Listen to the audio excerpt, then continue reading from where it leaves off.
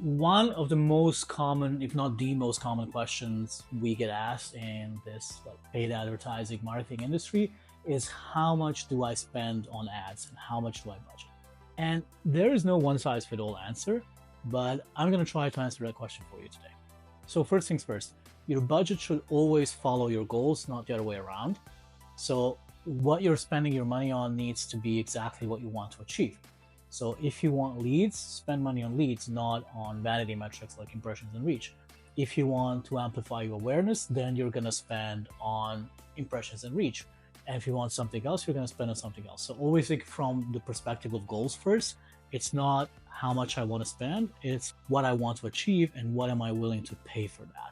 But it's a very simple math. For example, do you want to get 20 leads and do you want to pay 20 bucks for all of those leads? That means that your budget is 400 bucks. Again, very rudimentary. It doesn't take into account a lot of other stuff, but it's a starting point for budgeting. This way, you're shifting your mindset from spending to investing, and think about budget for your paid advertising as your investment, not as your spend. So probably the most important metric you need to know before you get into budgeting is what is your cost per acquisition, or what is your desired cost per acquisition. CPA, cost per acquisition, it's a very simple metric that answers the question how much I'm spending to get people to do something. So for example, in e-commerce, it's very simple.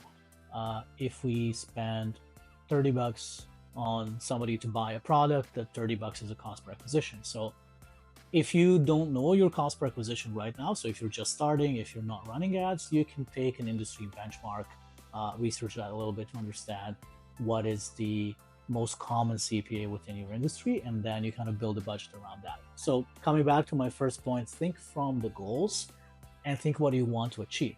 And if you say, for example, I want to have 10 sales and I'm okay with each of those sales costing me 30 to 40 bucks, like then your budget is 300 to 400 bucks for that campaign. Another layer on top of that is always add an extra 10 to 20% if you can. So coming back to our previous example of spending 300 for 10 sales and each sale costs you 30 bucks, add another 5 to 10 bucks on top of that so you can kind of capture a little bit more traffic.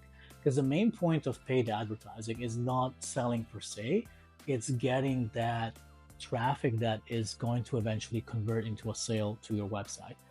That's why I said at the beginning that kind of just understanding your CPA and your kind of desired spend doesn't take into account all of the other expenses that go into marketing, but for that kind of very crude mathematics, when you're just starting with a campaign, it's good enough to have that, and that's something that you can learn from. And usually when you're just starting with ads, even though if you already run them for a while, you're starting a new campaign, you're starting a campaign for a new product, you're starting a campaign for a new service, it's always good to understand your ads as a learning mechanism rather than a selling mechanism. Because if you treat them that way, as something that needs to learn about your audience, about your product, about search queries, interests, like all of that stuff, then you're going to be kind of more attentive towards what kind of information you're getting back from the ad platform.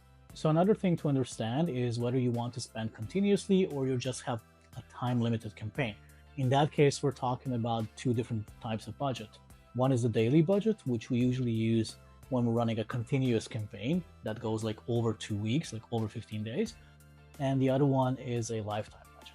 Now, the general rule of thumb is if you're running something continuously, so for example, if you are an e-commerce store, you're probably going to have campaigns running all throughout the year. So then you should go with the daily budget.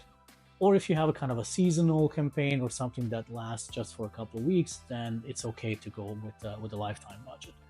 Usually in advertising, most of the time, we're going to be talking about the daily budget, because that gives you a rough estimate of how, on a quality level, the campaign is performing. So if you're spending, let's say, 10 bucks a day, that's 300 bucks a month. You can compare that investment with your revenue, get your return on ad spend numbers, and understand whether the campaign is efficient or not. And another reason why I would usually advise to go with a continuous campaign and to go with a daily budget is that market is unpredictable. as much information as you have from the platforms, you cannot predict how people are going to react and what they're going to do. So if you can, go for the daily budget. Go for something that's going to be continuously running for a prolonged period of time. Don't pause and run again, because in that way you're going to confuse the algorithm.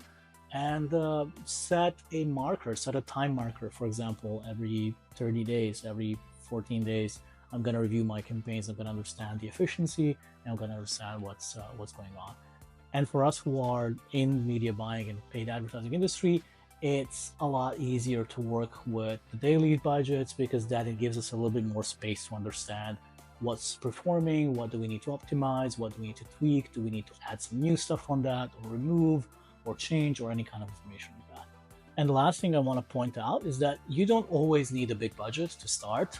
People are usually scared of paid advertising because it takes a while for the ads to actually start performing and getting back. But that doesn't mean you need to throw a bunch of money and burn it. That usually means that if you have a good offer, if you understand what your audience likes, and if you understand your audience's behavior, demographics, and interest, creating a tailored campaign that will go and speak directly to that audience is going to be a lot easier, and then you don't have to spend too much money on it. A small, well-targeted budget is always going to work better than the big scattered one. So understand your audience, understand your goals, understand your creatives, and that's how you create your winning formula. And my final thoughts, budget is not something that guarantees the results, whatever the level of that budget is. It's something that guarantees how much you will learn from your campaigns. And learning is always important in paid advertising, because we need to know what's working. It's totally fine if your first budget fails, if it doesn't produce results. It's going to tell you exactly what to tweak, what to optimize. The beauty of paid advertising is that you will know what's working, what's not working very, very quickly, very soon in the process. You can understand your campaigns, you can understand your ad performance, you can understand your audiences, and it's going to be a lot easier to know, hey, this is really working for me, this is what I want to focus on, or this needs to be changed because it's not giving us back the results we want. So be prepared to adjust, not just how much you're spending, but also how are you spending your budget? Because at the end of the day, the budget is not just about the number, it's about what you're trying to achieve. If you want a deeper dive into how to budget for your campaigns and what exactly to focus on, what to spend on, our team here at Mission Driven is available to you for consultation. So give us a call. And if you like this video, please like, share, subscribe, and send it over to people who might find it useful. See you next time.